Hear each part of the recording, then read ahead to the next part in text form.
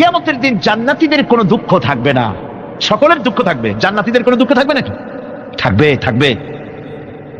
জান্নাতীদের মনের মধ্যে একটা দুঃখই থাকবে, ভালো করে শুনুন, জান্নাতীদের মনের মধ্যে একটা দুঃখই হবে, তারা মনে মনে চিন্তা করবেন, আফসোস করবেন, আরে যদি দুনিয়ায় বসে অমুক সময় বাসে বসেছিলাম, আজে বাজে চিন্তা করেছি, বাড়ির ড্রয়িং রুমে একা একা বসে বসে আজে বাজে চিন্তা করেছি, অমুক অমুক সময় খেলাধুলায় কাটাইছি, এই সময়গুলিতে যদি সুবহানাল্লাহ, আলহামদুলিল্লাহ, লা ইলাহা ইল্লাল্লাহ, আল্লাহু আকবার এই তাসবিহ যদি পড়তাম, জিকির আজকার করতাম, জান্নাতের ভিতরে আরো নিয়ামত লাভ করতে পারতাম।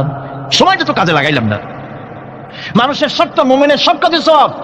ওয়াকুলু লিন্নাসি হুসনা, মানুষের সঙ্গে ভালো ভালো কথা কও, মানুষের সঙ্গে হাসি মুখে কথা কও। একজনের সাথে হাসি মুখে কথা বললেন, আপনার একটা সদকা দেওয়ার মতো সমান সব আমলনামায় লেখা হয়ে গেল। ভালো ভালো কাম করো। আমার তো মনে হয় যে সূরা ওয়াল আসর এটা যেন একটা ঝিনুকের মধ্যে আল্লাহ পাক আটলান্টিক মহাসাগর, প্রশান্ত মহাসাগর, সবগুলি মহাসাগর একটা ঝিনুকের মধ্যে আল্লাহ পুরি দিয়েছেন। মানুষের সাফল্য এবং কল্যাণ, তার ধ্বংস এবং সর্বনাশের পথ কোথায় তা এ কোরআন বলে দিয়েছে। সফলতা কিসে আসবে, ধ্বংস কিসে আসবে, এ কথা আল্লাহ কোরআনে বলে দিয়েছে। আমি আজকে এই সূরা বেছে নিলাম এই কারণে, আমরা চলছি ধ্বংসের দিকে। কোন দিকে যাচ্ছি বলেন না, কোন দিকে? আমার তো মনে হয় হেমিলেনের সেই বংশীবাদক যেন বাঁশি বাজিয়ে চলছে, আর গোটা জাতি তার পেছনে সমুদ্রে ডুবে মরার জন্য অগ্রসর হচ্ছে। বন্ধুগণ, আমি বলতে চাচ্ছি যে আজ আমরা সফলতা এবং ব্যর্থতা কিসে, লাভ আর ক্ষতি কিসে, এটা বুঝতে পারছি না বলেই গোটা জাতির এই দুর্দিনে সূরা ওয়াল আসর এইটাই আমাদের আলোচনা করা উচিত বলে আমি মনে করি। এর মধ্যেই আল্লাহ পাক আমাদের লাভ, আমাদের ক্ষতি, আমাদের সাফল্য, আমাদের ব্যর্থতা এর মানদণ্ড নির্ণয় করে দিতে পারেন কে? কথা বোঝেন নাই? তাহলে বলেন না কে দিতে পারেন? সেই আল্লাহ রাব্বুল আলামিন, তিনি এই কোরআনকে দিয়েছেন, এই সূরা তিনি নাজিল করেছেন। ইমাম শাফি রাহমাতুল্লাহ আলাইহি বলেছেন, লোকেরা যদি এই ছোট্ট সূরাটি উপরে চিন্তা ভাবনা করে, তাহলে একটা মানুষের জন্য এই সূরাটাই তার হেদায়েতের জন্য যথেষ্ট হয়ে যেতে পারে, আর কিচ্ছু লাগে না। এই ছোট্ট সূরাটি একটা মানুষের সম্পূর্ণ হেদায়েত হওয়ার জন্য যথেষ্ট। আল্লাহ রাব্বুল আলামিন শুরু করছেন এভাবে, ওয়াল আসরি ইন্নাল ইনসানা লাফি খুসর। ওয়াল আসরি, আসরের আগে একটা অ আছে। আরবি গ্রামার অনুযায়ী এই অটা হচ্ছে ওয়াও কাসমিয়া, এটা হচ্ছে শপথ। আল্লাহ কসম করছেন। আপনারা খুব চিন্তা ভাবনা করেন, মাথা ঠান্ডা করে, কান এবং দিল, মন, মগজ সব এদিকে আপনারা গভীর মনোনিবেশ সহকারে যদি শোনেন, তাহলে বুঝতে পারবেন আল্লাহ পাক শপথ করতেছেন, কসম করতেছেন। এটা কি সোজা ব্যাপার না বিরাট ব্যাপার? আমরা তো কসম করি, আমরাও তো কসম করি। কখন করি? কথাটাকে নিশ্চিত করার জন্য, দৃঢ়ভাবে বিশ্বাস করার জন্য বলি, আল্লাহর দোহাই, আল্লাহর কসম, এই বলে আমরা আমাদের কথাকে উপস্থাপন করি, অধিকতর বিশ্বাস করার জন্য। আল্লাহ পাক কসম করতেছেন, তবে আল্লাহর কসম আর আমাদের কসম এক না। আমরা কসম করি সবচাইতে যিনি বড়, মহানত্ব, বিরাটত্ব, শ্রেষ্ঠত্বের উপরে ভিত্তি করে আমরা কসম করি, যেহেতু আল্লাহর চাইতে মহান, বড়, শ্রেষ্ঠ আর কেউ নাই। এই জন্যে আল্লাহর চাইতে বড় কেউ নাই বলে আমাদের জীবনের শ্রেষ্ঠ স্লোগান, মুসলমানের জীবনে শ্রেষ্ঠ স্লোগান নারে তাকবীর। আসতে বললেন কেন? আল্লাহ হচ্ছেন বড়, তার থেকে বড় কেউ নাই।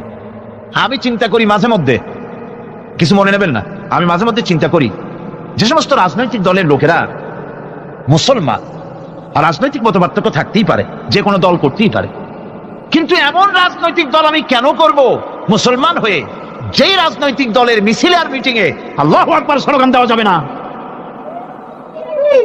কারণ হচ্ছে, আমি যখন দুনিয়া এসেছিলাম, আপনি যখন দুনিয়া এসেছিলেন, আপনার আমার কানে কি শোনানো হয়েছে? কন্ত আজান শোনানো হয়েছে। দুনিয়ায় এসে আমি প্রথম কি শুনেছি? আল্লাহু আকবার, এটাই শুনেছি। আজানের প্রথম শব্দ কি? নামাজের প্রথম শব্দ কি? ইকামতের প্রথম শব্দ কি? জানাজা, জীবনের শেষ নামাজ, এটার প্রথম শব্দ কি? এটা শেষ শব্দ কি? তাহলে এর সিগনিফিকেন্সটা কি? এর অর্থটা হচ্ছে, আমার জন্ম থেকে মৃত্যু পর্যন্ত জীবনের সকল ক্ষেত্রে আমাকে বলতে হবে, স্বীকার করতে হবে, মানতে হবে, নিতান্ত গোলামের মতো মানতে হবে আল্লাহু আকবার, আল্লাহর চাইতে শ্রেষ্ঠ কেউ। আমরা কসম করি যেহেতু আল্লাহ বড়, তার বিরাটত্বের উপরে নির্ভর করে আমরা কসম করি, কিন্তু আল্লাহর চাইতে বড় তো কেউ নাই। উনি কসম যখন করবেন, উনি করবেন কিসের কসম? আমাদের কসম আর আল্লাহর কসম এক নয়। রব্বুল আলামিন যখন কসম করেন, তিনি তার কাছে বড়, তার চাইতে বড় কেউ নাই, শ্রেষ্ঠ কেউ নাই, মহান কেউ নাই। সেজন্য তিনি যে কসম করেন, যে কথা বলতে চান, ওই কথার সাথে, ওই বিষয়ের সাথে যার সম্পর্ক, যার সাযুজ্য আছে, সম্পৃক্ততা আছে, সিমিলারিটি আছে, তার কসম আল্লাহ পাক করেন। যেহেতু এখানে আল্লাহ রাব্বুল আলামিন মানুষের সফলতা ব্যর্থতা, মানুষের লাভ আর ক্ষতির কথা বলবেন, সেজন্য আল্লাহ পাক মানুষের জীবনের সাথে, মানুষের সম্পর্ক রয়েছে তার জীবনের, মানুষের সাথে সম্পর্ক রয়েছে সময়ের, মানুষের সঙ্গে সম্পর্ক রয়েছে ইতিহাসের। তাই রব্বুল আলামিন বলেন ওয়াল আসরি ইন্নাল ইনসানা লাফি খুসর। আমি কসম করি সময়ের, আমি কসম করি ইতিহাসের, আমি কসম করি জীবনের, আমি কসম করি সময়ের। যেহেতু এই জীবন আছে বলে আমরা আছি, জীবন না থাকলে আমরা বাঁচি না। ইতিহাসের কসম আল্লাহ করেন, কারণ হলো ইতিহাস মহাকালের সাক্ষী। এই মহাকালের দুষ্কৃতি কারা, তাদের দুষ্কৃতি যারা, তাদের দুষ্কৃত, তাদের দুষ্কৃত কর্ম, যা তারা যে খারাপ কাজ করেছে, সেই খারাপ কাজের ইতিহাস ধারণ করেছে। যারা সুকৃতি করেছে, তাদের সুকর্মগুলি ইতিহাস ধারণ করেছে। ইতিহাস হচ্ছে নীরব সাক্ষী। আল্লাহ বলেন আমি ওই ইতিহাসের সাক্ষী, আমি জীবনের সাক্ষী, আমি সময়ের সাক্ষী। যেহেতু সময় কারোর জন্য বসে থাকে না। সময়ের ব্যাপারে হযরত ইবনে কাইয়্যিম রাহমাতুল্লাহ আলাইহি তিনি বলেছেন, মা মাদা ফিদ দুনিয়া আহলামুন ওয়া মা বাকিয়া মিনহা আমানি। মা মাদা ফিদ দুনিয়া আহলামুন, আমি আমার জীবনের যে অংশ ফেলে এসেছি এটা আমার স্বপ্ন। ওয়া মা বাকিয়া মিনহা আমানি, আর যেটা আমার সামনে জীবন বাকি আছে ওটা হচ্ছে আমার আকাঙ্ক্ষা। ওয়াল ওয়াক্তু বাইনাহুমা দায়ুন, আর এর মাঝখান থেকে সময় চলে যাচ্ছে। সময় আমার জন্য বসে নেই, সময় চলে যাচ্ছে। এই পৃথিবীতে আসার পর আমাদের হায়াত তো বাড়ছে না, বরং হায়াত প্রতি মুহূর্তে কি হচ্ছে? লোকেরা বলে হায়াত বাড়ে, হায়াত তো বাড়ে না। হায়াত কি হয়? জন্মের পরের থেকে আমার জন্য রিজার্ভ আছে যতটুকু, 50 বছর বাঁচবো, 60 বছর বাঁচবো, যতটুকু হায়াত আমার জন্য নির্ধারিত করা আছে, নির্ধারণ করা আছে, প্রতিদিন একদিন করে কমে যেতেছে। এজন্য আমি বলি, আমার বাড়িতে যে ঘড়িটা আছে, এই ঘড়িটা বেলা 1টার সময় ঢং করে একটা আওয়াজ দেয়, শ্রোতাকে শুনিয়ে দেয়, বাড়িওয়ালা তোমার জীবনের মূল্যবান হায়াত থেকে 1 ঘন্টা কমাইয়া দিলাম। 2টার সময় 2টা ঘন্টা লাগায় শোনায় দিল, বান্দারে তোমার জীবনের মূল্যবান সময় থেকে 2টি ঘন্টা কমে গেল। এমনি করে দিন গেল, মাস গেল, বছর গেল, আমাদের হুঁশ হলো না। সময় চলে গেল তাস খেলে খেলে, সময় চলে গেল আমাদের খেলাধুলা করে, শয়তানি বদমাশি করে। সময় কতটুকু পেলাম? কিয়ামতের দিন, বিচারের দিনটা যেটা হবে, আল্লাহ রাব্বুল আলামিন বলেন বিচারের দিনটাই লম্বা হবে 50 আলফা সানা মিম্মা তাউদ্দুন। বিচারের দিনটা লম্বা হবে কত বছর? 50,000 বছর। কত বছর? দুনিয়ায় যেভাবে তুমি হিসাব করো, দুনিয়ার গণনা অনুযায়ী হাসরের বিচারের দিনটা হবে 50,000 বছরের মতো লম্বা। এক কিতাবে দেখেছি, তিনি লিখেছেন হিসাব করে, কিয়ামতের ওই দিনটার হিসাবে 50,000 বছর একটা দিন লম্বা। ওই হিসাবে পৃথিবীতে যারা 60 বছর বাঁচলো, সেজন্য আখেরাতে 2 মিনিট দুনিয়ায় বাঁচলো। চিন্তা করেছে? মাত্র 2 মিনিট। 60 বছর যারা হায়াত পেল, 2 মিনিট বাঁচলো। এই 2 মিনিটের জন্য কত হাঙ্গামা, কত মারধর, কত সন্ত্রাস, ক্ষমতার জন্য লড়াই, হ্যান করেঙ্গে ত্যান করেঙ্গে, লাঠিকে আন্দার মুগুর ভরেঙ্গে, শক্তির ঠেলায় অস্থির। আমার বন্ধুগণ, সময় চলে যাচ্ছে স্রোতের মতো করে, কারোর জন্য সময় অপেক্ষা করতেছে না। আমাদের মৃত্যু প্রতি মুহূর্তে কাছে চলে আসতেছে। এই জন্য শায়ের বলেছেন, আগাহ আপনি মৌত সে কোই বশর নেহি, আগাহ আপনি মৌত সে কোই বশর নেহি, সামা সো বরস কে হ্যাঁ পল কি খবর নেহি। মৃত্যু সম্পর্কে আমাদের কারো জানা নাই। যে কোনো মুহূর্তে মৃত্যু আমাদের কাছে এসে যেতে পারে, মৃত্যু সম্পর্কে কিছুই জানা নাই। অথচ প্রতি মুহূর্তে আমরা মৃত্যুর দিকে এগিয়ে চলছি। মাল সামান 100 বছর কি ধরে খাবো তাও জমা করে রেখেছি, কিন্তু 1 মুহূর্তের খবর নাই। মা ফিরে এসেছি, বাড়ি যেতে পারবো, নিশ্চয়তা নাই। আছে? বলেন আছে? আপনি বাড়ি যাও ভালো, বসেছেন, দাঁড়াতে পারবেন, এই নিশ্চয়তা আছে? নাই। সুতরাং সূরার যে সময়ের উপরে কসম করে, মূলত সময়ের অপরিসীম গুরুত্ব সম্পর্কে আল্লাহ পাক মানুষকে বুঝাই দিতেছেন। সময়ের দাম দাও। আমাদের সময় চলে যায় গান শুনতে শুনতে, আশ্চর্য মলম বিক্রি করা দেখতে দেখতে। তাস পাশা খেলতে খেলতে সময় চলে যায়, কেউ খেয়াল করে না। সময় বলতে অতীত কালও হতে পারে, আবার বর্তমানও হতে পারে। আর বর্তমান কাল কোনো কালই না, বর্তমান কাল কোনো কাল নয়। প্রতি মুহূর্তে ভবিষ্যৎ এসে বর্তমান হয়, আর প্রতি মুহূর্তে বর্তমান কি হয়? অতীত হয়ে যায়। বর্তমান কাল বলে কোনো কাল নাই, প্রতি মুহূর্তে অতীত হয়ে যাচ্ছে। এই যে আমি মাহফিলে বসছিলাম প্রথম এসে, ওইটা কি এখনো বর্তমান আছে? এই যে বর্তমান কথা বলছি, এটা অতীত হয়ে যাচ্ছে। সুতরাং বর্তমান কাল নাই। আল্লাহ পাক ওয়াল আসরের সময়ের কসম করে বলছেন, যদি আমরা চিন্তা ভাবনা করি তাহলে আমরা লক্ষ্য করব আমাদের আসল মূলধন সময়। আসল মূলধন কি? জীবনের আসল মূলধন কি? সময়। ইমাম রাজি রহমতুল্লাহ আলাইহি এই পর্যায়ে এক বুজুর্গের ব্যক্তির কথা তিনি আলোচনা করেছেন। তিনি বলেছেন যে একটা লোক, তিনি সূরা ওয়াল আসর এর ব্যাখ্যা তিনি বুঝতেছিলেন না। ব্যাখ্যাটা কি? এই মাথার মধ্যে ঘুরপাক খাচ্ছিল ব্যাখ্যা কি। একবার তিনি বাজারে ঢুকলেন, তারপরে তিনি শুনতে পেলেন বাজারের এক প্রান্ত থেকে একজন চিল্লায় বলতেছে, সেই ব্যক্তির উপরে রহম করো যার পুঁজি গলে যায়, সেই ব্যক্তির উপরে রহম করো যার পুঁজি গলে যায়। উনি চিন্তা করেন পুঁজি এবার গলে কেমনে? উনি দৌড়ে গেলেন, যায় দেখেন যে যে ব্যাটা চিল্লাচ্ছে সে হচ্ছে বরফ বিক্রেতা। কি বিক্রেতা? বরফ, বরফ, আইস। এখন এই বরফ বিক্রেতা সে চিল্লায় বলতেছে, সেই ব্যক্তির উপরে রহম করো যার পুঁজি কি গলে যায়। সূর্যের তাপ পাল্টেছে আর বরফ গলে যাচ্ছে। সে বোঝাতে চাচ্ছে যে আমার এই বরফটা জমাট থাকা অবস্থায় তোমরা কেউ কেনো, যেহেতু আমার পুঁজি তো এর মধ্যে আমি ইনভেস্ট করেছি। এটা যদি পানি হয়ে যায় তো পানি তো কেউ কিনবে না, এটা তো যেখানে সেখানে পাওয়া যায়। বরফ পাওয়া যায় না বলেই তো আমি বরফ কিনে আনছি। তোমরা আমার প্রতি দয়া করো, তাড়াতাড়ি করে বরফটা কিনে নিয়ে যাও। ইমাম রাজি রহমতুল্লাহ আলাইহি বলেন, বুজুর্গ ব্যক্তি চিৎকার মেরে বললেন, আল্লাহু আকবার, আমি কিন্তু এই বরফ বিক্রেতার ঘোষণার মধ্য দিয়ে সূরা ওয়াল আসরের তাফসীর আমি বুঝে ফেলেছি। তার মানে হলো, বরফ বিক্রেতা যেভাবে বলতেছে সেই ব্যক্তির উপরে রহম করো যার পুঁজি গলে যায়, আমারও তো একটা পুঁজি আছে, ওই পুঁজির নাম হায়াত। প্রতি মুহূর্তে আমার পুঁজি তো গলে যেতেছে, আমার পুঁজি তো গলে যায়, প্রতি মুহূর্তে কমে যেতেছে। আহারে, এই পুঁজি যে গলে গেল ধরে রাখতে পারলাম না, এই জন্য কিছুই তো করতে পারি নাই। সূরা ওয়াল আসরের ভিতরে মানুষের আয়ুষ্কাল দেওয়া হয়েছে, বরফ গলে যাওয়ার মতো দ্রুত সে আয়ু কমে যাচ্ছে। একে যদি নষ্ট করে ফেলা হয়, ভুল কাজে ব্যয় করা হয়, সেটাই হচ্ছে মানুষের মূল ক্ষতি। মানুষের মূল ক্ষতি। ব্যবসায় ক্ষতিগ্রস্ত হয়েছে, না মূল ক্ষতি নয়। স্বাস্থ্য হারাইছে, মূল ক্ষতি নয়। রাজনীতিতে ব্যর্থ হয়েছে, মূল ক্ষতি নয়। জীবনে মন্ত্রিত্ব হারাইছে, মূল ক্ষতি নয়। মূল ক্ষতি প্রতি মুহূর্তে সময় নষ্ট হচ্ছে, এটাই মূল ক্ষতি। ভাইরা, কিয়ামতের দিন জান্নাতীদের কোনো দুঃখ থাকবে না, সকলের দুঃখ থাকবে। জান্নাতীদের কোনো দুঃখ থাকবে নাকি? থাকবে, থাকবে। জান্নাতীদের মনের মধ্যে একটা দুঃখই থাকবে। ভালো করে শুনুন, জান্নাতীদের মনের মধ্যে একটা দুঃখই হবে।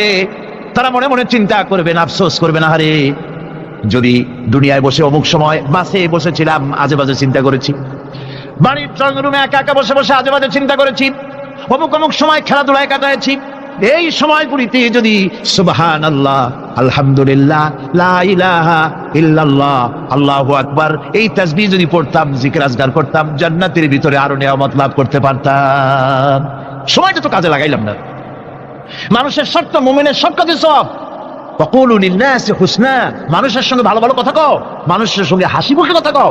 একজনের সাথে হাসি মুখে কথা বললেন, আপনার একটা সদকা দেওয়ার মতো সমান সওয়াব আমলনামায় লেখা হয়ে গেল। ভালো ভালো কাম করো। বন্ধুগণ, সময় দ্রুত গতিতে চলে যাচ্ছে, মানুষের জীবন ক্ষতিগ্রস্ত হচ্ছে। ক্ষতি থেকে বাঁচতে পারবে 4টা গুণ যার মধ্যে আছে, বাকি সব ক্ষতিগ্রস্ত হয়ে যাবে। আমার ভাইয়েরা, এই কথাগুলি বলে আল্লাহ পাক যেন এরকম একটা দৃষ্টান্ত দিলেন। আপনি যদি পরীক্ষার হলে গিয়া দেখেন, ছাত্ররা পরীক্ষা দিতেছে, পরীক্ষার জন্য নির্ধারিত সময় কতটুকুন? 3 ঘন্টা। 3 ঘন্টা। 3 ঘন্টা।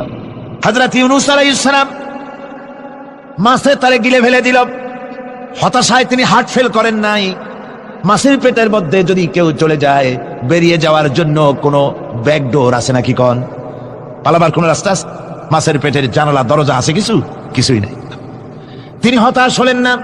মাছের পেটের ভেতরে বসে হযরত ইউনূস আলাইহিস সালাম বুক ভরা আশা নিয়ে আল্লাহর দরবারে তিনি ঘোষণা করলেন, লা ইলাহা ইল্লা আনতা সুবহানাকা ইন্নী কুনতু মিনাজ জালিমিন। পড়েন না সবাই, লা ইলাহা ইল্লা আনতা সুবহানাকা ইন্নী কুনতু মিনাজ জালিমিন। হযরত ইউনূস আলাইহিস সালাম বললেন, আল্লাহ তুমি ছাড়া কোনো ইলাহ নাই, তোমার পবিত্রতা ঘোষণা করছি, আমি জালিমদের অন্তর্ভুক্ত হয়ে গেছি। তিনি যখন চিল্লাচ্ছিলেন, মাসির পেটের ভিতরে বসে যখন কাতরুক্তি করতেছিলেন, আল্লাহ বুঝি তখন শোনেন নাই সে কথা? কি বলেন?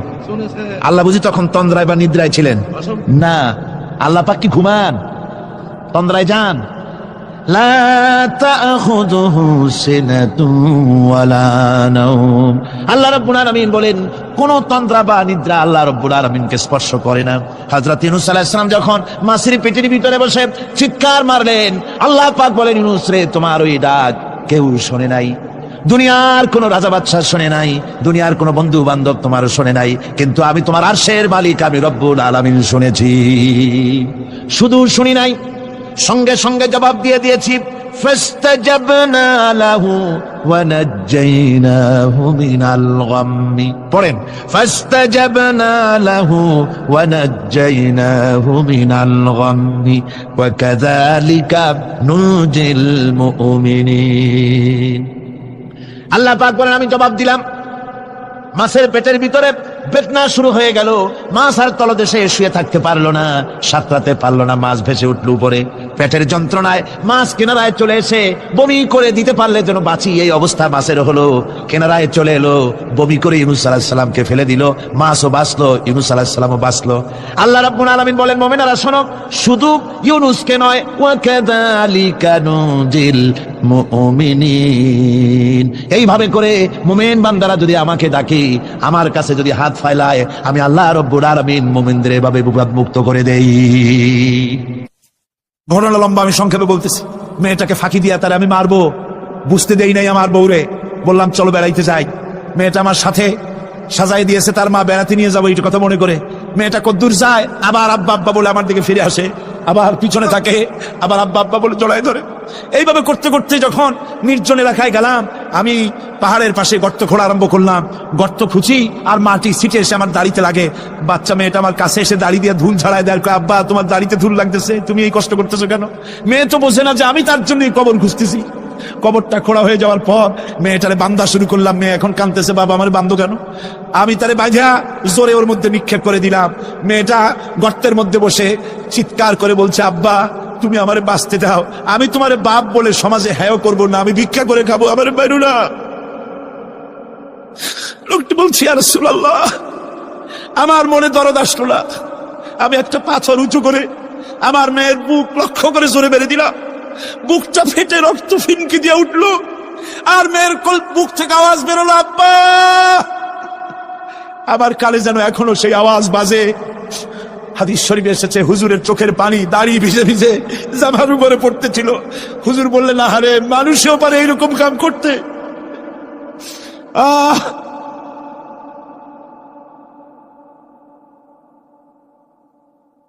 পৃথিবীতে নারীর যখন কোনো সম্মান ছিল না, মর্যাদা ছিল না, সেই সময় আমার রাসূল, আমার বিশ্বনবী নারীদেরকে সম্মানের হাত ধরে গর্তের ভিতর থেকে উঠাইয়া রানীর সিংহাসনে বসাইয়া দিলেন।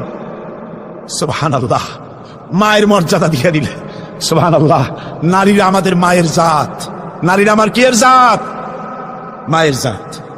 আমার মা বোনেরা, তোমাদের সম্মান কত তোমরা জানো না। আমরা পুরুষ, আমাদের পায়ের তলে জুতা, আর তোমরা আমাদের মায়ের জাত, তোমরা নারী, তোমাদের পায়ের তলে আল্লাহর জান্নাত, আল্লাহর ব্যস্ততা তোমাদের পায়ের তলে। এই সম্মান আল্লাহ তোমাদের দিয়েছে, নবী দিয়েছে। সুবহানাল্লাহ। কর ভাইরা আমার, অধিকার ইসলাম দিয়েছে। বিবাহ যখন হয়, এই বিবাহের সময় এজেন্ট আনতে হয়। আর বিবাহ হচ্ছে বিবাহ বৈঠক। এজেন্ট আনার জন্য ওই যে কি জানি কয়, ম্যারেজ রেজিস্ট্রার বা মৌলভী সাহেব, কার অনুমতি আগে নেয়? বলেন কার অনুমতি? তাহলে অধিকার ইসলাম পুরুষে দিল না মেয়ে লোকে দিল? আগে মেয়ে লোকের কাছে যাও, মেয়েটাকে জিজ্ঞেস করো সেই বিবাহে রাজি আছে কিনা। সুবহানাল্লাহ। পড়ে, এই বিবাহে রাজি আছে কিনা জিজ্ঞেস করো, তার অধিকারই বেশি। এরপরে এই বিবাহে করার ব্যাপারে কত বৈষম্য। আজ বিবাহ করতে গেলে যৌতুকের প্রথা এসেছে। রাসূলুল্লাহ যৌতুক দিয়েছিলেন, ওটা যৌতুক না, ওটা উপহার, ওটা হাদিয়া। রাসূলুল্লাহ তোহফা দিয়েছিলেন হুজুরের জামাই। সুবহানাল্লাহ, কি জামাই! এক জামাই তো জিন্নুর আইন, যাকে ফেরেশতারা পর্যন্ত লজ্জা করতো যারে দেখে, হযরত উসমান রাদিয়াল্লাহু তাআলা আনহু। আরেকজন হযরত আলী কাররামাল্লাহু ওয়াজহাহু। হযরত আলী, যার সম্পর্কে রাসূল পাক সাল্লাল্লাহু আলাইহি ওয়াসাল্লাম যাকে কত সম্মান দিয়েছেন, কত মর্যাদা দিয়েছেন, এই হলো হযরত আলী, হুজুরের জামাই। আনা মাদিনাতুল ইলম ওয়া আলিউম বাবুহা, আমি হলাম জ্ঞানের রাজ্য, আর আলী হলো সেই রাজ্যে প্রবেশের দরজা। সুবহানাল্লাহ। ভাইরা, এই হলো জামাই, আর মেয়ে খাতুনে জান্নাত বিনতে রাসূল, বেহেশতের সমস্ত রমণীদের সরদারিনী মা ফাতিমাতুজ জাহরা রাদিয়াল্লাহু তাআলা আনহা। কি উপহার দিলেন বিয়েতে রাসূল! এই মেয়ে আর এই জামাই, উপহার হলো খেজুরের সোবড়ার একটা তোশক, পানি উঠাবার জন্য একটা মশক, আর আটা পেশা একটা জাথা। এই হলো নবীর মেয়ে আর জামাইয়ের জন্য উপহার। আজ সমাজের ভেতরে যৌতুক সৃষ্টি হয়েছে। এই যৌতুক নিতেছে মুসলমানেরা, কন্যা পক্ষের কাছ থেকে দাবি করে যৌতুক আদায় করা হচ্ছে। ঠিক কিনা কর? যৌতুক দিতে হবে, যৌতুক দিতে হবে। কি দিবা? পাজেরো জিপ লেটেস্ট মডেল, 10 লক্ষ টাকার ক্যাশ, গুলশানে অফিস, মঙ্গল গ্রহে বাড়ি। মানে মেয়ে জন্ম দিয়া বাপ এমন বিপদে পড়েছে যেন তওবা করা দরকার, আল্লাহ আমারে মাইয়া দিও না। ঠিক কিনা কর? সমাজের অভিশাপ। আপনি মেয়ে বিয়ে দেওয়ার সময়, ছেলে বিয়ে দেওয়ার সময় কন্যা পক্ষের কাছ থেকে ডিমান্ড করতে পারবেন না। যদি বর কন্যা পক্ষ ইচ্ছে করে কিছু দেয়, দেওয়া সুন্নত, নেওয়া সুন্নত, কিন্তু দাবি করতে পারবেন না। দাবি করে যদি নেন, শুকরের মাংস খাওয়া কি? বলেন না কি? কুত্তার পায়খানা খাওয়া কি? আর যারা জবাব দিলেন না তাদের জন্য কি মোবা? কুত্তার পায়খানা খাওয়া কি? সুতরাং মেয়ে বিয়ে, ছেলে বিয়ে দেওয়ার সময় কন্যা পক্ষের কাছ থেকে যৌতুক আদায়ের নামে দাবি করে কোনো কিছু শুয়ারের মাংসের মতো, কুত্তার পায়খানার মতো এসব জিনিস আপনারা কি দাবি করে আদায় করবেন? আমি আজকে দেখতে চাই যে সব পিতারা মাহফিলে এসেছেন, ছেলের বিয়ে আজও দেন নাই, সেই সব পিতারা কোরআনের মাহফিলে হাত তুলে শপথ করেন কুত্তার পায়খানা খাবেন না, শুয়ারের মাংস খাবেন না। হাত উঁচু করেন। ওই ছেলেরা, তুমি বাপ হয়েছো কবে? হাত নামাও। ছেলেরা না, শুধু পিতারা, ছেলের বাপেরা হাত উঁচু করো, আমি দেখবো। তা হোক, ছেলের বাপেরা হাত উঁচু করো, আমি দেখবো। আলহামদুলিল্লাহ, হাত নামান, কোন আলহামদুলিল্লাহ, আরো জোরে কোন আলহামদুলিল্লাহ। এবার তোমরা যারা হাত উঠাতে গিয়ে বেকুব হইছো, এইবার তোমরা জওয়ানেরা, তরুণেরা, ছাত্ররা, যুবকেরা, তোমরা তো বিবাহ করবা, যারা বিবাহ করো নাই। বিয়ে করার সময় তোমার এই চিন্তা করা দরকার, টেলিভিশন, গাড়ি, ক্যাশ, সবকিছুর চাইতে বেশি মূল্যবান তোমার স্ত্রী। ঠিক কিনা? ঠিক কিনা? সেই স্ত্রী হবে তোমার কাছে বেশি মূল্যবান। দাবি করে কিছু নিতে পারবা না। যদি শ্বশুর একটা ঘড়ি দেয়, সুমা খাইয়া হাতে লাগাই নিয়ে আসবে।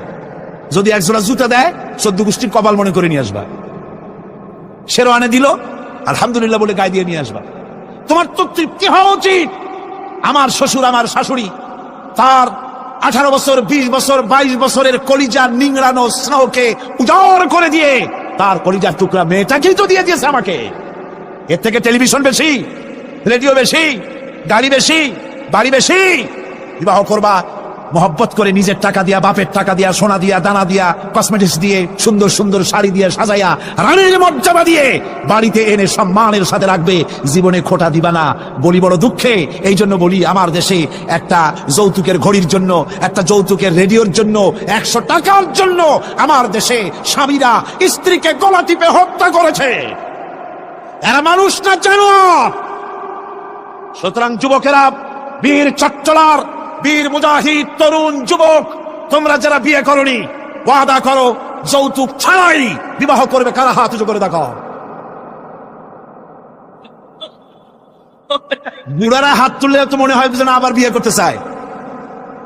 বুড়ারা না, জওয়ানেরা, জওয়ান, বসো বসো বসো বসো। আলহামদুলিল্লাহ, যারা কোন আলহামদুলিল্লাহ। আরো জোরে কোন আলহামদুলিল্লাহ। আমি তো দাঁড়াইতে বলি নাই, আমি তো দাঁড়াতে বলি নাই। ভাইরা দাঁড়ালেন কেন? বলছি দোয়া কবুলের রাত, দোয়া করিয়া যান। বসেন, কেউ দাঁড়িয়ে থাকেন না, সবাই বসেন। আর জোরে সরে একটুখানি দরুদ শরীফ পড়েন। সালাতুনিয়া রাসূলুল্লাহ আলাইকুম, সালামুনিয়া হাবিবাল্লাহ আলাইকুম। মোহব্বত দিয়ে কোন সালাতুনিয়া।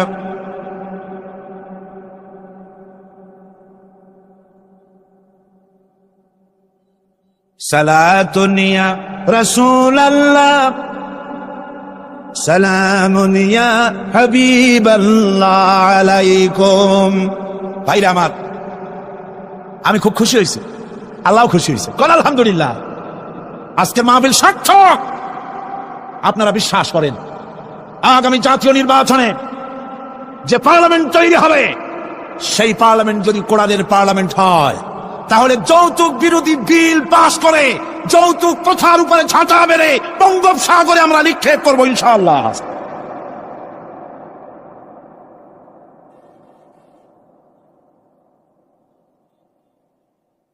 আমার কাছে, আমাদের কাছে অনেক সময়, শুনুন, আমাদের কাছে অনেক সময় রিকশাওয়ালা, ঠেলাওয়ালা, কুলি মজুর এসে দোয়া চায়, হুজুর একটু দোয়া করেন। কি দোয়া? 4-5টা মেয়ে বিয়ে দিতে পারি না, কেন? আমার কাছে ঘড়ি চাই, টেলিভিশন চাই।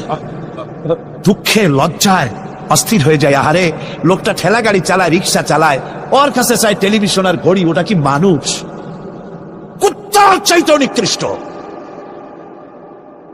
এই যৌতুক প্রথা যদি বন্ধ হয়ে যায়, জেনা কমে যাবে, বিবাহ সহজ হয়ে যাবে। ঠিক কিনা কন? বিবাহ সহজ হয়ে যাবে। ভাইরা আমার, এরপরে বিবাহ হয়ে গেল, স্বামী স্ত্রীর ভিতরে মহব্বত হতে হবে।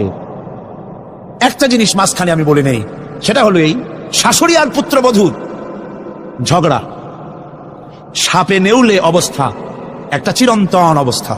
অবশ্য এগুলি চিত্তগঙ্গে নাই, আছে। শাশুড়ি মনে করে ছেলে যখন বিয়ে করলো, হায় রে হায়, এত কষ্ট করে ছেলেটারে মানুষ করলাম, পুরা ছেলেটারে দখল করে ফেলবো। আমি শাশুড়িরা যারা আসছেন আজকের মাহফিলে, শাশুড়িদের উদ্দেশ্যে বলি, নিজের মেয়ের হাজারো অপরাধ সহ্য হয়, পুত্রবধূর 1 চুল পরিমাণ অপরাধ আপনার সহ্য হয় না।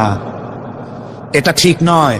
আপনি পুত্রবধূকে নিজের মেয়ের মতো দেখুন, আর পুত্রবধূরা তাও নিজের শাশুড়িকে মায়ের মতো দেখুন। আর মনে মনে ভাবুন, চিরকাল আপনি পুত্রবধূ থাকবেন না, আপনিও শাশুড়ি হবেন। আপনার শাশুড়িকে যদি মায়ের মতো যত্ন আপনি করেন, তাহলে আপনার পুত্রবধূর কাছ থেকে আপনিও মায়ের যত্ন পাবেন। আর এই ঝগড়া যদি থাকে, সংসার কিছুতেই ভালো থাকতে পারে না। গেল শাশুড়ি পুত্রবধূ। এবার স্বামী স্ত্রী। স্বামী স্ত্রীর ভিতরে মহব্বত আল্লাহর এক নিয়ামত। কোন আলহামদুলিল্লাহ। হযরত আয়েশা সিদ্দিকা রাদিয়াল্লাহু তাআলা আনহা বলেছেন, রাসূলুল্লাহর ঘরের ভিতরে কোনো দৌলত ছিল না, কিন্তু ঘরটা মহব্বত দিয়ে ভরা ছিল। আমি গ্লাসে পানি পান করে গ্লাসটা যখন রেখে দিতাম, যেখানে আমি ঠোঁট লাগাইয়া পান করতাম, আমার নবী গ্লাসের সেই জায়গায় মুখ লাগাইয়া পানি পান করতেন। আমার দেশে বহুত স্বামী আছে, স্ত্রী বিয়ে করছে তো মনে করে যে আমি তো নওয়াবজাদা নসরুল্লাহ খান, আর বউ সারাদিন তুমি কাজ করবা। কেন সারাদিন বউ কাজ করবে? আপনি একটু কাপড়টা ধুইতে পারেন না? আপনি একটু তার থালাবালিটা ধোয়ার ব্যাপারে একটু সাহায্য করতে পারেন না? আপনি একটু তরকারি কোটার ব্যাপারে যেটা আপনি পারেন একটু সাহায্য করতে পারেন না? ঘরটা একটু আপনি গুছাইতে পারেন না? আপনি কোন বড় লাটের বড় লাট? এবার শুনুন রাসূলুল্লাহর আচরণ। হযরত আয়েশা বলেছেন, আল্লাহর নবী দিনের কাজ করে যখন ঘরে ক্লান্ত শ্রান্ত হয়ে ফিরেছেন, এসে দেখেছেন আমার রান্না তখনও শেষ হয় নাই। নবীজি ক্ষুধার্ত ছিলেন, ক্লান্ত ছিলেন, আমার রান্না তখনও হয় নাই দেখে নবীজির চক্ষু লাল হয় নাই, ভুরু কুঞ্চিত করেন নাই, বিরক্তির ভাব দেখান নাই, ভর্ৎসনা করেন নাই, বরং আমার পাশে বসে তরকারি কুটে অথবা রুটি সেকে আমাকে সাহায্য করেছে। এই ছিল আমার রাসূল। নারীদের প্রতি সহনশীল হও, নারীদেরকে সম্মান করো।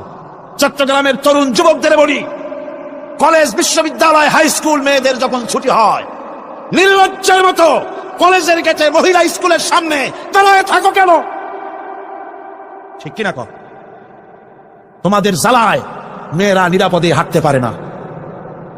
তুমি মেয়ের লোককে যখন দেখো, পরের একটা মেয়ে, তুমি ভাবতে পারো না এটা আমার মা, এটা আমার বোন, এইরকম চোখে দেখো, নারীকে সম্মান করো।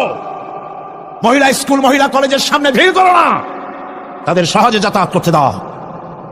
এটাই ইসলাম বলে।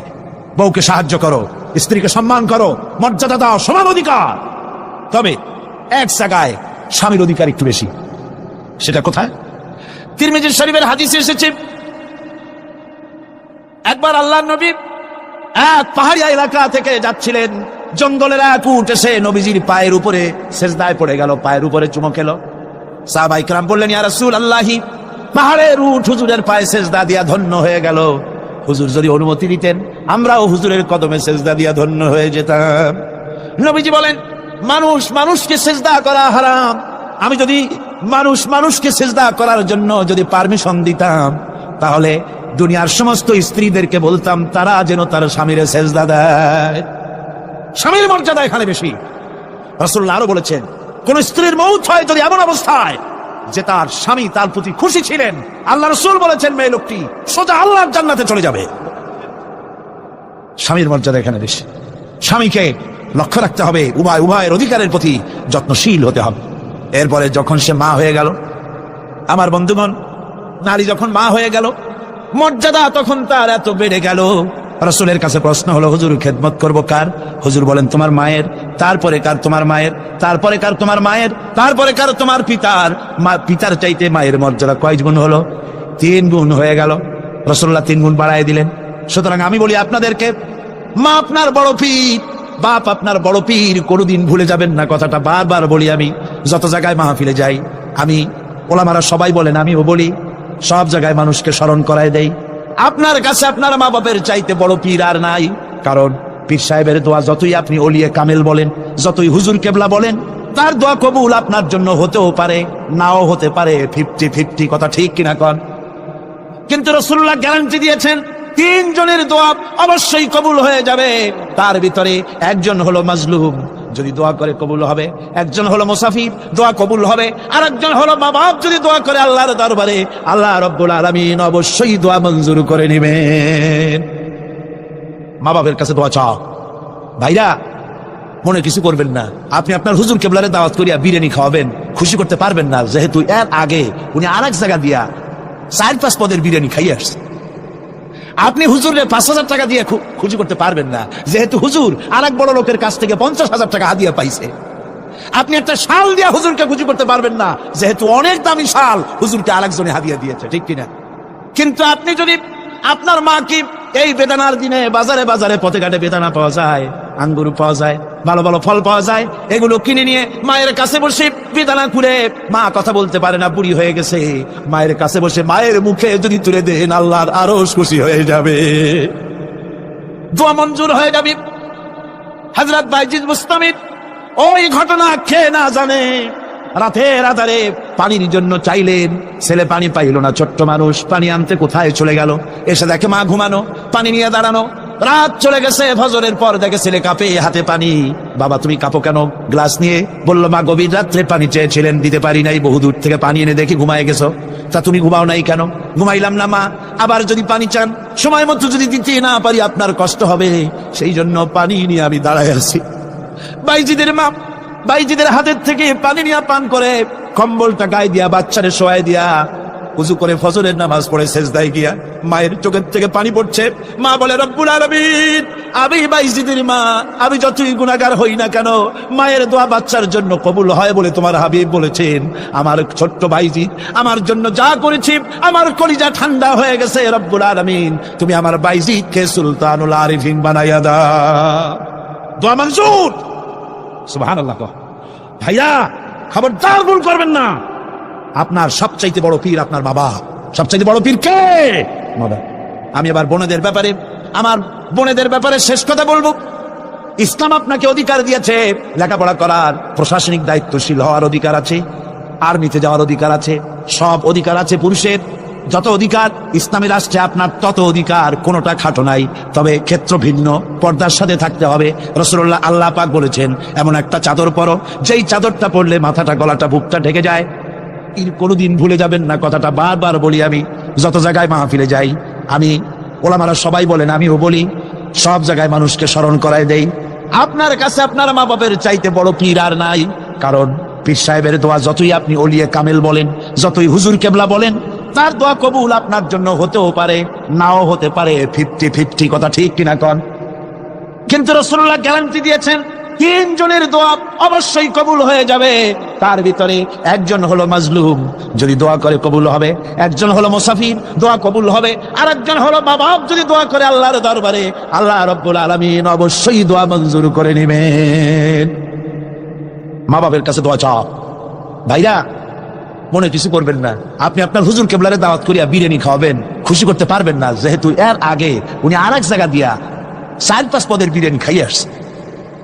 আপনি হুজুরের 5,000 টাকা দিয়ে খুশি করতে পারবেন না, যেহেতু হুজুর আর এক বড় লোকের কাছ থেকে 50,000 টাকা হাদিয়া পাইছে। আপনি একটা শাল দিয়া হুজুরকে খুশি করতে পারবেন না, যেহেতু অনেক দামি শাল হুজুরকে আরেকজনে হাদিয়া দিয়েছে, ঠিক কিনা?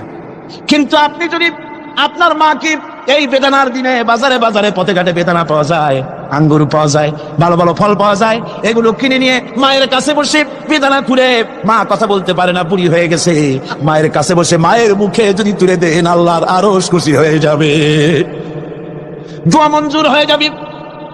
হযরত বাইজিদ বুস্তামি ওই ঘটনা কে না জানে, রাতের আধারে পানির জন্য চাইলেন, ছেলে পানি পাইল না, ছোট্ট মানুষ, পানি আনতে কোথায় চলে গেল, এসে দেখে মা ঘুমানো, পানি নিয়ে দাঁড়ানো। রাত চলে গেছে, ফজরের পর দেখে ছেলে কাঁপে, হাতে পানি। বাবা তুমি কাঁপো কেন? গ্লাস নিয়ে বললো, মা গভীর রাত্রে পানি চেয়েছিলেন, দিতে পারি নাই, বহু দূর থেকে পানি এনে দেখি ঘুমায় গেছো। তা তুমি ঘুমাও নাই কেন? ঘুমাইলাম না মা, আবার যদি পানি চান সময় মতো যদি দিতে না পারি আপনার কষ্ট হবে, সেই জন্য পানি নিয়ে আমি দাঁড়ায় আছি। বাইজিদের মা বাইজিদের হাতের থেকে পানি নিয়ে পান করে, কম্বলটা গায়ে দিয়া বাচ্চারে শোয়াই দিয়া উযু করে ফজরের নামাজ পড়ে সেজদায় গিয়া মায়ের চোখের থেকে পানি পড়ছে। মা বলে, রব্বুল আলামিন, আমি বাইজিদের মা, আমি যতই গুনাহগার হই না কেন, মায়ের দোয়া বাচ্চার জন্য কবুল হয় বলে তোমার হাবিব বলেছেন। আমার ছোট্ট বাইজিদ আমার জন্য যা করেছে, আমার কলিজা ঠান্ডা হয়ে গেছে। রব্বুল আলামিন, তুমি আমার বাইজিদকে সুলতানুল আরিফিন বানাইয়া দাও। দোয়া মঞ্জুর। সুবহানাল্লাহ। ভাইয়া খবরদার ভুল করবেন না, আপনার সবচাইতে বড় পীর আপনার মা বাপ। সবচাইতে বড় পীর কে? আমি আবার বোনেদের ব্যাপারে, আমার বোনেদের ব্যাপারে শেষ কথা বলবো। ইসলাম আপনাকে অধিকার দিয়েছে লেখাপড়া করার, প্রশাসনিক দায়িত্বশীল হওয়ার অধিকার আছে, আর্মিতে যাওয়ার অধিকার আছে, সব অধিকার আছে পুরুষের। যত অধিকার ইসলামী রাষ্ট্রে আপনার তত অধিকার, কোনোটা খাটো নাই। তবে ক্ষেত্র ভিন্ন, পর্দার সাথে থাকতে হবে।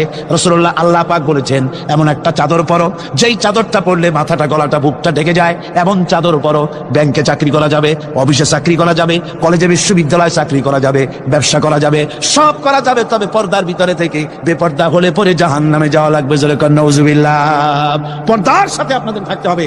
আমার মা বোনেরা, চাদর পরেন, বোরখা পরেন, বোরখার চাদর ছেড়ে দিয়ে না। দেখবেন একটা জিনিস লক্ষ্য করেন, বোরখা নাই, মাথার চুল টুল ছেড়ে দিয়ে লিপস্টিক লাগাইয়া মেকআপ পরে, তারপরে যদি কোনো দোকানে যান মার্কেটিং করতে, সেলসম্যান দেখেই কবে, আপা আসেন আসেন, ভাবি সাহেব আসেন। আর যদি একটা বোরখা পরে যান, বলবে খালাম্মা বসেন। একটা অজানা একটা পুরুষ আপনারা আপা কইলো, ভাবি কইলো, এতে মজা না? আপনাকে খালাম্মা বলে সম্মান করলো, সম্মান কোনটায়? সুতরাং বোরখা পরেন, চাদর পরেন। ইসলাম আপনাকে যে বোরখা পড়তে বলেছে, চাদর পড়তে বলেছে, আপনার সম্মানের জন্য, আপনার মর্যাদার জন্য। মা বোনদের ব্যাপারে সর্বশেষ কথা, অনেকের বাড়িতে চাকর চাকরানি থাকে, কাজের মেয়েরা থাকে, কাজের ছেলেরা থাকে, থাকে না? থাকে না? অনেক বাড়িতে কাজের মেয়ে লোক, কাজের লোক থাকে, কিন্তু গৃহকর্ত্রী এই কাজের লোকগুলির উপরে, চাকর চাকরানির উপরে এত জুলুম করে যে জুলুম মধ্যযুগেও ছিল না, ঠিক কিনা? কোথায় কোথায় মারধর করে, নিজেরা যা খায় তার থেকে নিম্নমানের খাবার দেয়, ভালো শোবার পায় না, ভালো খাবার পায় না। আর মার তো আছে। আমার মা বোনেরা, তিরমিজি শরীফের হাদিস শুনুন। আল্লাহর নবী বলেছেন, শ্রমিকের উপরে, কাজের লোকদের উপরে যে অত্যাচার করবে, অধিকার আদায় করবে না, কিয়ামতের দিন সে আল্লাহর জান্নাতে যেতে পারবে না। আপনি যতই নামাজ রোজা করেন, আল্লাহর দরবারে জান্নাতে যাওয়া যাবে না, যেহেতু আপনি জুলুম করেছেন কাজের লোকদের প্রতি, শ্রমিকদের প্রতি। শ্রমিকের প্রতি জুলুম করা যাবে না। মা বোনদের কথা শেষ। এবার আমি বলবো, এই বীর চট্টলার যুবকদের ব্যাপারে কথা বলবো। ও যুবকেরা, ও তরুণেরা, আমি যখন বললাম বিনা যৌতুকে বিবাহ করবে কারা, প্রথমে বলেছিলাম ছেলের বাপেরা হাত তোলেন, তো দেখা গেল হাত উঠলো খুবই কম, ঠিক কিনা? তার মানে হলো ছেলের বাপ বেশি বয়সের লোক এখানে আসছে কম। যখন বললাম অবিবাহিত যুবকের হাত তোলো, তখন আমার মনে হয় 95% হাত উঠেছে। কোন সুবহানাল্লাহ। 80 অথবা 90 পর্যন্ত হাত উঠেছে। তাহলে বোঝা গেল কি জওয়ানেরা এসেছে বেশি, জোরে কোন সুবহানাল্লাহ। এই জন্যই খাদানিদের কলিজায় আগুন, নির্মূলীদের কলিজায় আগুন। যুবকেরা মাহফিলে যায় কেন? ওরা আবার ঘৃণা দিবস পালন করে। সবাই আসতেছে, গোটা জাতি তোমাদের বিরুদ্ধে বমি আর পায়খানা দিবস পালন করবে। কপাল পোড়া, কপাল পোড়া, জোরে বলেন কি পোড়া? কপাল পোড়ার পর আজ এই বীর চট্টলার যুবকদেরকে, তরুণদেরকে বলতে চাই, ইসলামে তোমার মর্যাদা সব চাইতে বেশি। সুবহানাল্লাহ, জোরে বলেন সুবহানাল্লাহ, জোরে বলেন আলহামদুলিল্লাহ। ও তরুণেরা, ও যুবকেরা, তোমাদের ব্যাপারে আল্লাহর নবী পরিষ্কার করে বলেছেন, হাসরের কিয়ামতের দিন আরশের ছায়া ছাড়া যেদিন কোনো ছায়া থাকবে না, ওই দিন আরশে আজিমের নিচে 7 শ্রেণীর লোকেরা ছায়া পাবে। তার মধ্যে এক শ্রেণী হচ্ছে ওয়াশাবুন নাশা ফি ইবাদাতিল্লাহ, ওই সব যুবক যারা রাত কাটাইছে আল্লাহর ইবাদতে, চোখের পানি ফেলেছে, নামাজ পড়েছে, তিলাওয়াত করেছে। সুবহানাল্লাহ। আমার যুবকেরা, তোমাদের বলি, ইসলামের দিকে ফিরে আসো। তোমরা আমাদের সোনামণি, তোমরা আমাদের হীরকখণ্ড, তোমরা আমাদের কলিজার টুকরা, তোমরা দেশের সম্পদ, তোমরা এই দেশের মণিমাণিক্য, তোমরা দেশের মেরুদণ্ড। কিন্তু তোমাদের হাতে অস্ত্র দিয়ে সন্ত্রাসী বানাইলো কারা? কে বানালো তোমাদের সন্ত্রাসী? আজ কেউ কেউ হয়তো তোমাদের বলেন, যুবকেরা সব মসজিদে যাও, কোন কোন নেতা নেত্রী বলেন, কিন্তু নামাজ পড়তে না, মসজিদে যাও, ইসলামের রাজনীতি কারা করে তাদের ঠেকাইতে যাও। ঠিক কিনা? ওই সব চালাকি আমরা ভালো করে বুঝি। তরুণেরা, তোমার নেতারা তোমাকে কি দেয়? যুবকের হাতে শোভা পায় বই, শোভা পায় খাতা, শোভা পায় কলম। তোমার হাতে যারা স্ট্যান্ডগান তুলে দিল, বন্দুক তুলে দিল, রাইফেল তুলে দিল, রিভলভার তুলে দিল, তারা তোমার নেতা নয়, তারা তোমার দুশমন, তারা নিকৃষ্ট শয়তান। যারা বলেন তারা কি? শয়তান। যারা ছাত্রের হাতে অস্ত্র দেয় তারা শয়তান। যারা বলেন তারা কি? আরো জোরে কন, তারা কি? আজ আমি যুবকদের বলতে চাই, যুবকেরা, তোমাদের নেতারা কি কখনো বলে, ও যুবকেরা 5 ওয়াক্ত নামাজ ঠিক মতো পড়ো? বলে। মা বাপের খেদমত করো? বলে। কোরআন শরীফ সহি করে পড়ো? বলে না। বরং অমুকের মিটিং ভেঙে দাও, অমুক জায়গায় যাই বোমা মারো, কত টাকা লাগবে না ওই টাকা দেয়, মদ দেয়, নারী দেয়, অস্ত্র দেয়। এরা তোমাদের দুশ্মন। আর যে ছেলেগুলি ভালো, সেই ছেলেগুলির বিরুদ্ধে তোমাদেরকে লেলিয়ে দেয়। কথা ঠিক কিনা? আজ স্পষ্ট করে বলি, বাংলাদেশে বলা হয় শিবির রক কাটে, বলে না? এদেশের দেশ পরিচালনার শীর্ষস্থানে বসা এমন এক ব্যক্তির সঙ্গে আমার কথা হচ্ছিল। তিনি বললেন, শিবির তো রক কাটে। আমি বললাম, আপনি দেখছেন? কয় না, আমার তো দেখার কথা না। জানলেন কি করে? বললো যে পত্র পত্রিকায় লেখে, সব পত্রিকায় আসে শিবির সমানে রক কাটে। আমি বললাম, পত্রিকার সকল কথা কি আপনি বিশ্বাস করেন? কয় সব পত্রিকায় লেখে, যখন বিশ্বাস না করে যাই কই। আমি বললাম, তাহলে তো পত্রিকায় সব কথাও লেখে বর্তমান সরকার অযোগ্য, অথর্ব, অদক্ষ, দেশ চালাইতে পারে না, এটাও বিশ্বাস করেন? বেচারি আটকে গেল, জবাব দিতে পারলো না। এই কথাটা কেন মাথায় ঢোকে না? একটা মানুষের রক কাটা সহজ না গুলি করে মারা সহজ? কোনটা সহজ? যেখানে অস্ত্র পাওয়া যায়, লাখ লাখ অস্ত্র পাওয়া যায় চিরবাদমের মতো, সেইখানে একটা মানুষ ঠাইসা ধরিয়া তার রক্তটা কাটতে তো সময় লাগে, সে চিৎকার মারতে পারে, লোকজন ডাকতে পারে, রক কাটতে কেন গুলি করে তোমার ফেলতে পারে? সুতরাং আসল কথা হলো, শিবিরের মতো একটা পবিত্র ছাত্র সংগঠন থেকে গোটা নতুন প্রজন্মকে মাহরুম করার জন্য এই অপপ্রচার শুরু হয়েছে।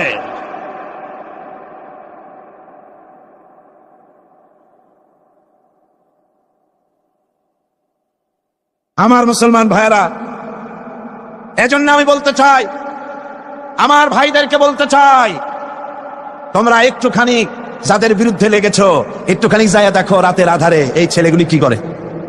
ওদের রিপোর্ট দেখো, কোরআন শরীফ কয়বার পড়তে হয় তার রিপোর্টে লিখে দিতে হয়, নামাজ 5 ওয়াক্ত পড়ে কিনা লিখতে হয়। আমি জিজ্ঞেস করি চট্টগ্রামবাসীদের কাছে, শিবির এই চট্টগ্রামের এত বড় বিরাট শহরে কোন দোকানে বাকি খাইয়া পয়সা দেয় নাই? একজন বলুন। কার মেয়ের দিকে খারাপ চোখে তাকায় মেয়ে হাইজাক করেছে? কাকে গুলি করেছে, কোথায় ডাকাতি করেছে।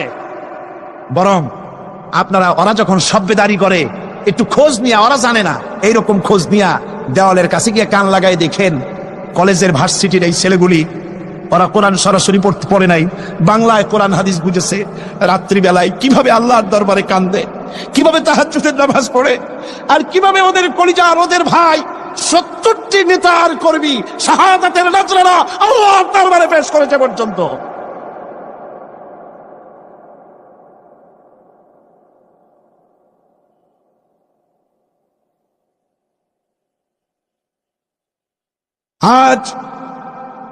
আমি আজ এই বিশাল জনসমুদ্রের পক্ষ থেকে বলতে চাই, চট্টগ্রাম বিশ্ববিদ্যালয়ের বাইরে একটা ছেলেকে কে বা কারা মারলো, সেই জন্য বিশ্ববিদ্যালয় বন্ধ করে দেওয়া হলো। কতদিন কেউ জানেন না? 2 মাস। 2 মাস 14,000 ছাত্র ছাত্রীর ভবিষ্যৎকে অনিশ্চিত করে দেওয়া হলো। আমরা প্রতিটি হত্যার বিচার চাই, প্রতিটি হত্যার নিন্দা করি, কিন্তু কোন মন্ত্রীর কথা মতো বিশ্ববিদ্যালয় বন্ধ করে রাখা যাবে না। বিশ্ববিদ্যালয় কোন মন্ত্রীর শ্বশুর বাড়ির আবদার নয়, যৌতুক নয়।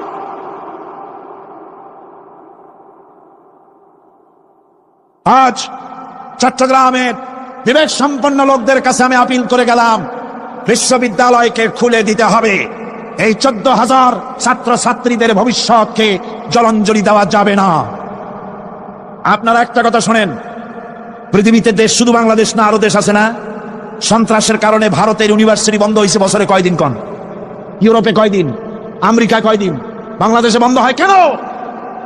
তার কারণ পেঁয়াজ রসুন যেমন এখন ভারত থেকে আমদানি করা লাগে, মুরগির ডিমের থেকে কসমের ডিম আমদানি করা লাগে, সুই থেকে শুরু করে প্লেনের পার্টস পর্যন্ত ভারত থেকে আনা লাগে।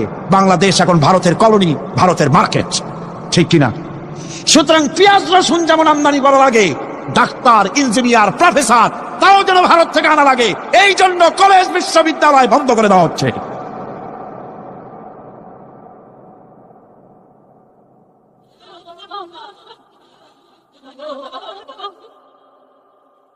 আমি তরুণদের, জওয়ানদের বলবো, বাংলাদেশকে সত্যি যদি ভালোবাসো তাহলে ভারতীয় মুক্ত বাজার অর্থনীতির নামে ভারতের সম্পদ দিয়ে যেভাবে ভারতীয় বাজার দিয়ে বাংলাদেশকে নষ্ট করা হয়েছে, এর প্রতিবাদে তোমাদেরকে রুখে দাঁড়াতে হবে। মুক্তিযোদ্ধাদেরকে বলবো, মুক্তিযোদ্ধারা তোমরা যারা জীবন দিয়ে, রক্ত দিয়ে পাকিস্তানি সৈন্যদের বিরুদ্ধে লড়ে এই ভূখণ্ডকে একটা সম্পূর্ণ বাংলাদেশে পরিণত করার জন্য জীবন আর রক্তের বিনিময় দেশ স্বাধীন করেছিলে, মনে রেখো, একটা দেশের নামের পরিবর্তনে বা সে দেশের পতাকার পরিবর্তনে দেশের মানুষের ভাগ্যের পরিবর্তন হয় না। মুক্তিযুদ্ধ করে দেশ স্বাধীন হয়েছে ঠিকই, কিন্তু দেশের মানুষের ভাগ্যের উন্নতি হয় নাই। মুক্তিযোদ্ধাদের বলবো, তোমরা আমাদের প্রিয় সন্তান, তোমাদেরকে আরেকটা যুদ্ধ করতে হবে। সেই যুদ্ধ করবা কোরআনের শাসনের জন্য।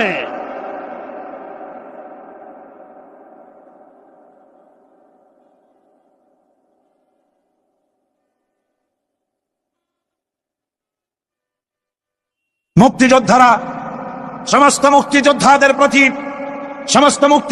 প্রতি আমার আবেগ ভরাই আবেদন রইল, বাংলাদেশকে ইসলামী শাসন প্রবর্তন করার জন্য আপনারা আপনাদের অবদান রাখুন। কিয়ামতে পুরস্কার পাবেন আল্লাহর দরবারে, কোনো সন্দেহ নাই। যুবকদের ব্যাপারে সর্বশেষ কথা, কোরআন পড়ো, হাদিস পড়ো, বখাটেপনা, মাস্তানিপনা, সাদাবাজি বন্ধ করো। সত্যিকারের মুসলমান হয়ে আল্লাহর দ্বীনের দিকে এগিয়ে আসো। জান্নাত তোমাদের জন্য অবধারিত। বুড়া মানুষ একটাও ভেস্তে যাবে না কিয়ামতে। বুড়া মানুষ একটাও ভেস্তে যাবে না, কালো মানুষ একটাও ভেস্তে যাবে না। বুড়া মানুষরা আবার অসন্তুষ্ট হন না। আপনি যখন ভেস্তে যাবেন, আল্লাহ আপনার জওয়ান বানায় দিবেন। কারণ বেহেশতের এত নিয়ামত যা বুড়ারা খাইয়া হজম করতে পারবে না, বেহেশত নষ্ট করে ভালাবে। এই জন্য সব উরুবান আতরাবা, সমবয়স্ক বয়স্ক আল্লাহ করে দিয়ে দিবেন। কারণ সুবহানাল্লাহ। জওয়ানদের ব্যাপারে এই আবেদন রইল। আর একটি কথা না বললে নয়, সেটা হচ্ছে এনজিও। সেটা কি? এনজিও। বাংলাদেশে বড় রকমের একটি সমস্যা এনজিও। সব এনজিও খারাপ তা নয়, কয়েকটা এনজিও আছে ইসলামের মারাত্মক শত্রু। বাংলাদেশে ইসলামের শ্রেষ্ঠ শত্রু হচ্ছে ব্রাক, 2 নম্বরে কারিতাস, 3 নম্বরে অক্সফাম। 52টা ইসলাম বিদ্বেষী এনজিও বাংলাদেশে কাজ করছে। আমাদের দেশে বামপন্থীরা এতদিনে খয়রাত করতো, ভিক্ষা করা ছাড়া উপায় থাকতো না, যেহেতু রাশিয়া তো শেষ। এনজিওরা এদের সকলকে চাকরি দিয়ে দিছে। আর এদের পত্রিকা হলো, এনজিওদের পত্রিকা হলো, ওর নাম রাখছে জনকণ্ঠ, আসলে এটার নাম হলো জঘন্য কণ্ঠ। এই জঘন্য কণ্ঠ আজকের কাগজ, ভোরের কাগজ, সকালের কাগজ, বাংলা বাজার, সবুজ বাংলা, আলামী, যতগুলি পত্রিকা সব ভারতের টাকা দিয়া পত্রিকাগুলি পরিচালিত হয়। এনজিওরা এই পত্রিকার মাধ্যমে ওলামাদেরকে ফতোয়াবাজ বলে গালি দেয়, ঠিক কিনা? ওরা নিজেরা মতলব বাজ, তাই আলেমদের বলে ফতোয়াবাজ। ওরা তুত গাছ লাগাইছে, সেদিন তো তুত গাছ বগুড়ায় গেলাম, ওরা কয় যে আলেমেরা সব তুত গাছ কাটছে। আমরা আলেমদের খাইয়া খাইয়া কাম নাই, তুত গাছ কাটবো। তুত গাছ লাগাইছো না তোমরা? কেন তুত গাছ লাগিয়েছ? আমার দেশে সুতার প্রয়োজন, রেশমের এত কাপড় পরবে কোন বড় লোক? তারপর যদিও রেশমি কাপড় দরকার, আমি মানলাম, সেজন্য এক জায়গায় শত শত বিঘা জমি কেন, সেখানে তোমরা তুত গাছের চাষ করো। কিন্তু মাইলের পর মাইল রাস্তার দুই ধারে তুত গাছ লাগাইয়া উদ্দেশ্যটা কি? কারা সংরক্ষণ করবে? কারা পোকা চাষ করবে? কারা তুত আহরণ করবে? আসল উদ্দেশ্য কি জানেন? আসল উদ্দেশ্য হলো দেশ যাতে বনায়ন করে দেশ সমৃদ্ধ না হয়। একটা মেহগনি গাছ লাগালে 15 বছর পর মেহগনি গাছের দাম হবে 20,000 টাকা, সেখানে তুত গাছ 20 বছর পরে দাম হবে না 10 টাকাও। বাংলাদেশের এই বনায়নের বিরুদ্ধে তুত গাছ লাগিয়ে তারা বড় বড় গাছ লাগাবার পথকে বন্ধ করে দিচ্ছে। সুতরাং এই বদনাম যদি তোমরা আমাদের দাও, শোনো, এই বদনাম যদি আমাদের দাও, আলেমেরা তুত গাছ কাটে, এই তুত গাছ দিয়েই আমরা তোমাদের ভূত ছাড়াবো ইনশাআল্লাহ। আজ শহর সমূহে আপনি যদি মসজিদ বানাতে চান, জায়গা পাবেন না, ভূমি প্রশাসন থেকে বলবে জায়গা নাই। কিন্তু কারিতাস, অক্সফাম, এনজিওরা যদি জায়গা কিনতে চায়, চাষ বানাবার জন্য জায়গা চিনতে চায়, এই চট্টগ্রাম শহরে জায়গার অভাব হবে না, ঠিক কিনা কন? জোরে বলেন ঠিক কিনা? অদূর ভবিষ্যতে বাংলাদেশকে লেবানন এবং বৈরুত বানাবার একটা ষড়যন্ত্র নিয়ে এনজিওরা তারা কাজ করে যাচ্ছে। তারা আমাদের দেশের গরিব মানুষদেরকে খ্রিস্টান বানাচ্ছে। সুতরাং এনজিওরা তাদের অপতৎপরতা যদি বন্ধ না করে, তাহলে এই বাংলাদেশে 11.5 কোটি মুসলমানের মধ্য থেকে আবার টিপু সুলতানের জন্ম হবে, ফকির মজনু শাহর জন্ম হবে। আমরা এনজিও পিটাইয়া বঙ্গোপসাগর পার করে দেব।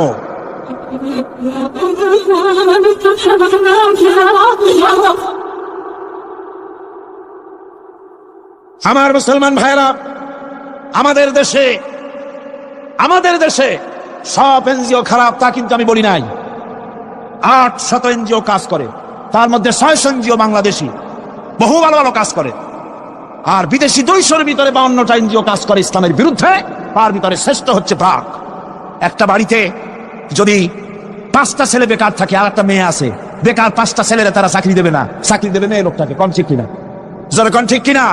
আমাদের মেয়েদেরকে বেপরতা করেছে, মোটর সাইকেলে চড়িয়েছে, ইজ্জত নষ্ট করেছে, বাংলাদেশের পারিবারিক বন্ধনকে বিনষ্ট করেছে। সুতরাং এই শয়তানি আমরা আর চলতে দেব না বাংলাদেশে ইনশাআল্লাহ। যারা কোন ইনশাআল্লাহ। ভাইরা আমার, এরপরে আমার কথা হচ্ছে সাংবাদিক ভাইদের জন্য। সাংবাদিক ভাইরা যারা সাংবাদিকতা করেন, এটি একটি মহান পেশা, কোন আলহামদুলিল্লাহ। এই মহান পেশার দায়িত্ব যারা নিয়েছেন, আপনার একটা খবরে দেশের মধ্যে উত্তেজনার সৃষ্টি হতে পারে, আবার একটা বস্তুনিষ্ঠ সংবাদ পরিবেশনের কারণে উত্তেজনা প্রশমিত হতে পারে, ঠিক কিনা? সেজন্য সাংবাদিক বন্ধুদের বলবো, নিজের মত, দলের মত সংবাদ পরিবেশনায় যেন প্রভাবিত করতে না পারে, নিরপেক্ষভাবে বস্তুনিষ্ঠ সংবাদ পরিবেশনের চেষ্টা করুন। আমি দুঃখিত, এই চট্টগ্রাম এত বড় সবগুলি ন্যাশনাল পত্রিকার হেড অফিস, ন্যাশনাল পত্রিকার অফিস এখানে আছে কি নাই? আছে কি নাই? একটা মেয়ে লোকের ক্ষমতা লক্ষ হলে পরে পত্রিকার প্রথম পৃষ্ঠায় আসে, লক্ষ লক্ষ জনতার ঢল নামলো, তোমাদের ক্যামেরাম্যান কোথায়, তোমরা কোথায় জিজ্ঞাসা করি। সুতরাং ইসলামের সাথে দুশ্মনী করো না।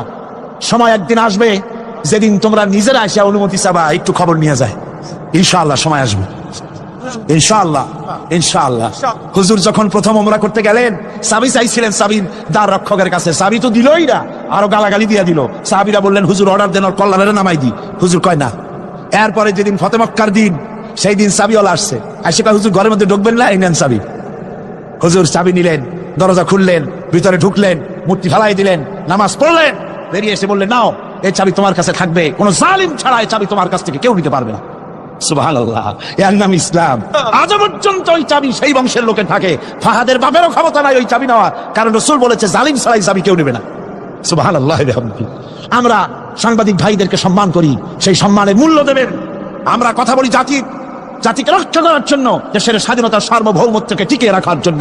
আমরা বাজে গপ্প করি না, আজে বাজে কথা বলি না, আজে বাজে গালগপ্প বলে সময় নষ্ট করি না। জাতির চরিত্র গঠন, দেশের সার্বভৌমত্ব রক্ষার জন্য চেষ্টা করি। দেশ যদি আক্রান্ত হয়, জীবন দেবে এরা, এই যারা বসে আছে। ঠিক কিনা? জোরে বলেন ঠিক কিনা?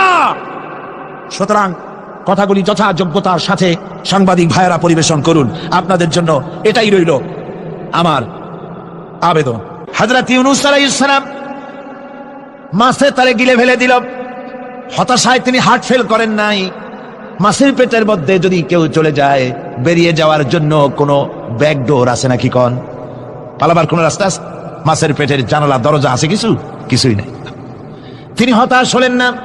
মাছের পেটের ভেতরে বসে হযরত ইউনূস আলাইহিস সালাম বুক ভরা আশা নিয়ে আল্লাহর দরবারে তিনি ঘোষণা করলেন, লা ইলাহা ইল্লা আনতা সুবহানাকা ইন্নী কুনতু মিনাজ জালিমিন। পড়েন না সবাই, লা ইলাহা ইল্লা আনতা সুবহানাকা ইন্নী কুনতু মিনাজ জালিমিন।